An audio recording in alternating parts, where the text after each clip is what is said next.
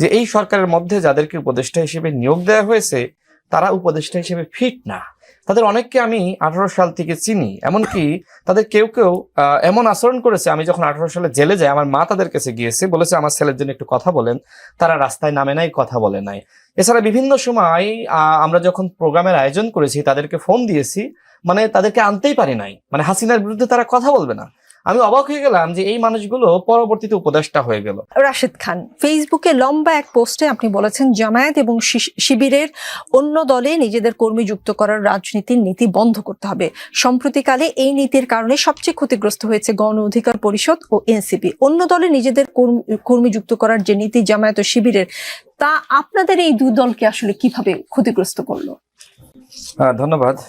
দেখেন, আমি এনসিপির অনেক নেতার সাথে কথা বলেছি, যেহেতু তারা আমরা একসাথে অনেক আন্দোলন সংগ্রাম করেছি, ডাকসু নির্বাচন করেছি, এবং আমাদের উভয়ের উত্থানটা মূলত 2018 সালের যে কোটা সংস্কার আন্দোলন। তো ওই সময়ে তো আসলে শিবির প্রকাশ্যে কোনো রাজনীতি করতে পারেনি। সে সময় তারা আমাদের মধ্যে নানানভাবে যুক্ত হয়েছে, এটা বাস্তব। এবং শুধু আমরা না, আমি দেখেছি যে ছাত্রদলের মধ্যে পর্যন্ত শিবির যুক্ত হয়েছে, আমার পরিচিত এরকম কয়েকজন ছিল। এবং এই গণ অভ্যুত্থানের পরে আমি যেটা দেখলাম যে এনসিপির মধ্যে অনেক শিবির যুক্ত হয়েছিল, যেটা সরার তুষারও জানেন। এবং আমাদের মধ্যে ওই সময় থেকে যারা ছিল তাদের অনেকে এখন আছে। পরবর্তীতে যখন জামাত এখন খুব মানে একটা ভালো রাজনীতি করছে বা তাদের সময়ের সব থেকে সেরা সময় রয়েছে, অনেকে আবার গণ অধিকার পরিষদ বা মানে আমাদের ছাত্র সংগঠন ছেড়ে আবার শিবিরে বা জামাতে চলে গেছে। তো এই জায়গা থেকে আমার কাছে যে উপলব্ধিবোধের জায়গাটা, যে এই ধরনের রাজনীতি আমাদেরকে আসলে ক্ষতিগ্রস্ত করছে।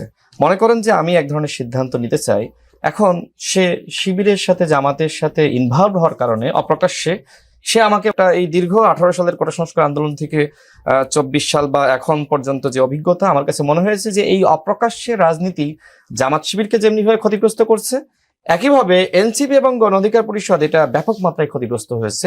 এই জন্য আমি এই লম্বা পোস্ট দিয়েছি। আমি আরেকটা বিষয়ে একটু অ্যাড করতে চাই, যেটা নাহিদ ইসলামকে নিয়ে আপনি সরার তুষারকে প্রশ্ন করলেন। দেখেন, আপনার এই টকশোতে অনেকগুলো টকশোতে আমি এসেছি, প্লাস অনেকগুলো বক্তব্যে আমি সবসময় যেটি বলেছি যে এই সরকারের মধ্যে যাদেরকে উপদেষ্টা হিসেবে নিয়োগ দেওয়া হয়েছে তারা উপদেষ্টা হিসেবে ফিট না। তাদের অনেককে আমি 18 সাল থেকে চিনি, এমনকি তাদের কেউ কেউ এমন আচরণ করেছে, আমি যখন 18 সালে জেলে যাই আমার মা তাদের কাছে গিয়েছে, বলেছে আমার ছেলের জন্য একটু কথা বলেন, তারা রাস্তায় নামে নাই, কথা বলে নাই। এছাড়া বিভিন্ন সময় আমরা যখন প্রোগ্রামের আয়োজন করেছি তাদেরকে ফোন দিয়েছি, মানে তাদেরকে আনতেই পারি নাই, মানে হাসিনার বিরুদ্ধে তারা কথা বলবে না। আমি অবাক হয়ে গেলাম যে এই মানুষগুলো পরবর্তীতে উপদেষ্টা হয়ে গেল।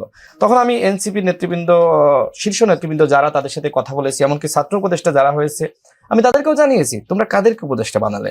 তো সেই সময় দেখেন আমি লাগাতার কিন্তু সমালোচনা করেছি। আমার কাছে মনে হয়েছে যে আমি তো রাজনীতি করি, তো আমাকে সমালোচনা করতেই হবে, এই সরকার তো আর আমার সরকার না।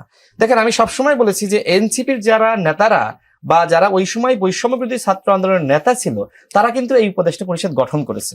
আজকে নাহিদ ইসলামের যে বক্তব্য, সেই বক্তব্যের মাধ্যমে কিন্তু এটা প্রমাণিত হয়।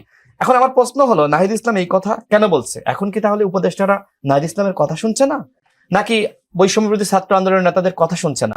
আপনি সেই সময় তাদেরকে পছন্দ করে যুক্ত করলেন, আর এখন বলছেন যে তারা জাতির সাথে গাদ্দারি করছে, তাহলে দায়টা কার? নাহিদ ইসলামদের নিতে হবে।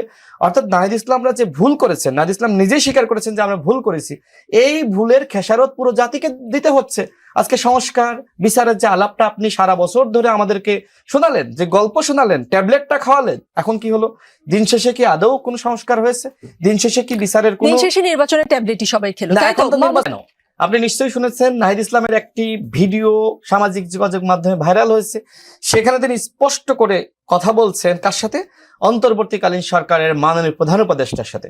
তিনি বলছেন বর্তমান রাষ্ট্রপতিকে বহাল রেখে অন্তর্বর্তীকালীন সরকার গঠন এবং এই সরকারের প্রধান হিসেবে আমরা আপনাকে চাই। তার মানে কি? তার মানে এই রাষ্ট্রপতিকে বহাল কারা রেখেছেন? নাহিদ ইসলামরা। এখন আপনি 6 মাস পরে, 1 বছর পরে এসে বলেন যে এই রাষ্ট্রপতি আমরা চাই না। আপনি যে সংবিধান মেনে আপনি শপথ নিলেন, আপনি 6 মাস পরে এসে বলেন এই সংবিধান আমরা চাই না। মাঝপথে এসে এই ধরনের কথা বললে দেশটা সঠিক পথে যায় না, একটা আনস্টেবল পরিবেশ পরিবেশ সৃষ্টি হয়, যে কারণে অনেক দল বলেছে যে এখন এটা সম্ভবপর নয়। আপনি তো ওই সময় এই সিদ্ধান্তগুলো নেননি, আপনি ভুল করেছেন। তো ভুলের খেসারত তো আসলে মাঝপথে দেওয়া যায় না। আজকে নাহিদরা যে ভুল করেছেন, এই ভুলের খেসারত জাতি কিভাবে দেবে? আর একটা গণঅভ্যুত্থান, যেটা মঞ্জু ভাই বলেছেন, এবং এই গণঅভ্যুত্থান কি আসলেই সহজ? হাসিনার বিরুদ্ধে গণঅভ্যুত্থান করতে 16 বছর লেগেছে। আপনার কি মনে হয় আমরা প্রাণ গিয়েছে? জি, কতগুলো প্রাণ গিয়েছে? কতগুলো প্রাণ গিয়েছে। সুতরাং এখন আসলে গণঅভ্যুত্থান, এটা আমরা রাজনৈতিক বক্তব্য অনেকে দিচ্ছি, গণঅভ্যুত্থান এত সস্তা জিনিস না যে আপনি বললেন আর হয়ে গেল। জি।